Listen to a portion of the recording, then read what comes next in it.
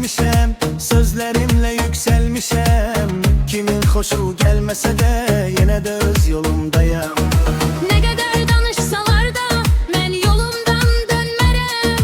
Söz atanlar çok olsa da hiç kimden korkmaram. Danışırlar benim hakkımda, herkes bilir adımı. Sevmeseler de ne olsun, dinleyirler sesimi. Danışırlar benim hakkımda, yine düştüm dillere. Ne kadar söz atsalar da çatabilmez bizlere.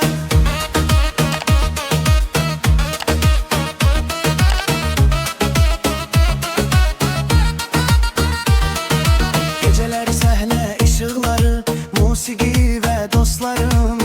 Hayat budur, devam eder, yazılır yeni yollarım. Bir gün susar bütün sözler, hakikat kalır ortada.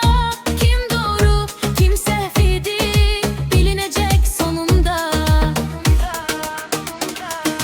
Danışırlar benim hakkımda, herkes bilir adımı. Sevmeseler de ne olsun, dinleyirler sesimi. Danışırlar benim hakkımda, yine düştüm dillere. Ne kadar söz atsalar da çatabilmez bizlere.